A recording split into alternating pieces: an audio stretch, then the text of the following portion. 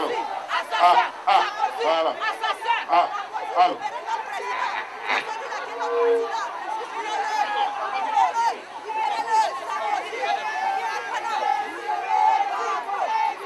Bien. Est-ce que vous êtes là? Est-ce que vous êtes là? Est-ce que vous aimez maman?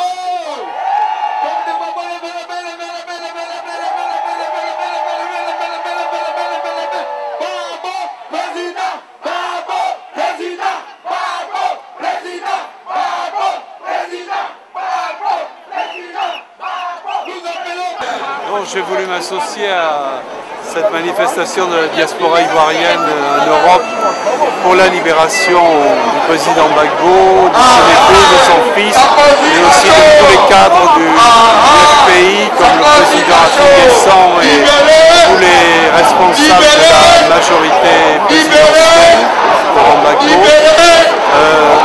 J'ai constaté avec joie que 20 personnes avaient été libérées.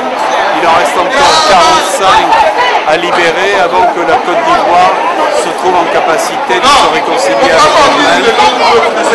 Je pense que ce pays ne peut véritablement redémarrer alors que les gens de la majorité présidentielle de Laurent Gbagbo seront libérés, que les comptes seront débloqués, que les mandats d'arrêt seront suspendus. Et je crois que là, la Côte d'Ivoire pourra enfin retrouver sa sérénité et renouer avec une vie démocratique. Je crois que si cette situation n'est pas réalisée, il me semble vain de penser qu'on puisse soutenir un processus électoral acceptable en Côte d'Ivoire. Oui, je trouve que vu le nombre de personnes, ça montre qu'on reste mobilisé 7 mois après. Notre but n'est pas encore atteint, c'est-à-dire la libération totale de la Côte d'Ivoire et du président Laurent Gbagbo. Tant que ce ne sera pas atteint, on sera toujours mobilisé. Aujourd'hui, demain et toujours, jusqu'à ce qu'il soit libéré. Voilà. Nous marchons afin de demander la libération de tous les prisonniers politiques illégalement arrêtés qui sont dans les geôles du nord de la Côte d'Ivoire. Nous demandons que la démocratie rétablisse ses droits parce que tout est violé. Aujourd'hui, Gbagbo est illégalement arrêté et le pouvoir de Ouattara qui est fondé sur rien du tout, c'est la terreur qui est installée dans la Côte d'Ivoire avec la complicité de la France et de l'ONU, nous n'en voulons pas. C'est pourquoi, Africains et Ivoiriens, nous marchons aujourd'hui pour demander que l'état de droit se rétablisse en Côte d'Ivoire et que la souveraineté, notre droit à disposer de nous-mêmes, soit un principe, soit appliqué pour nous et soit valable. Je vous remercie.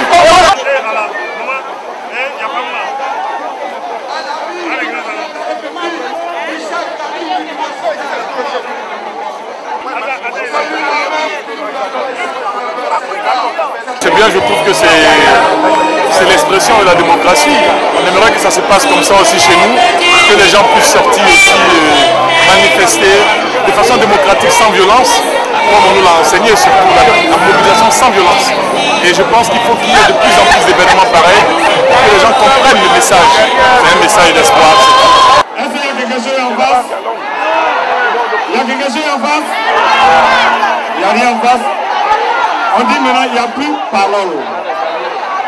Il n'y a plus parole. Voilà. On est ensemble, hein? D'accord, DJ, on travaille sur la chanson, c'est pas discours. Quand tu veux. Voilà, Siblo Gallier, il est là. Mon collègue Siblo Gallier. Voilà. Quand tu veux.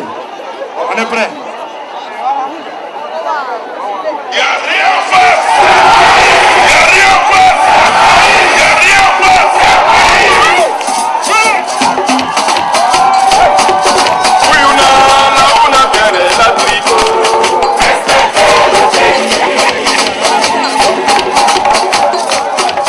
Oui, on a perdu la trico. Respectez mon pays. Là, il blanc, tu connais.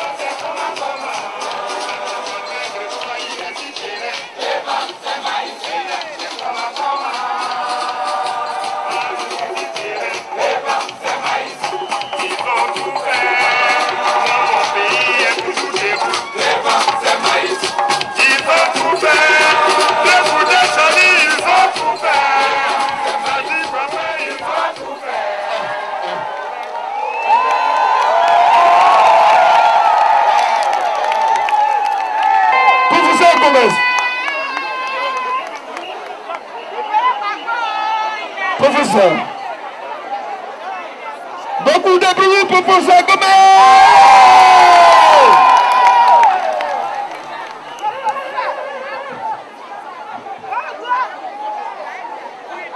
Les combattants sont-ils là? Les patriotes ivoiriens sont-ils là? Les patriotes camerounais sont-ils avec nous? Chers frères, chères sœurs, cette mobilisation exceptionnelle témoigne une fois de plus de ce que nous savions déjà depuis le 11 avril 2011, à savoir l'impossibilité de faire taire le président Laurent Gbagbo, qui est plus encombrant pour ces géoliers qu'il ne l'est aujourd'hui pour ceux qui ont prévu de détruire l'Afrique simplement parce qu'ils ont des problèmes de trésorerie et de fonctionnement. La France vit une crise majeure en termes de déficit des recettes publiques.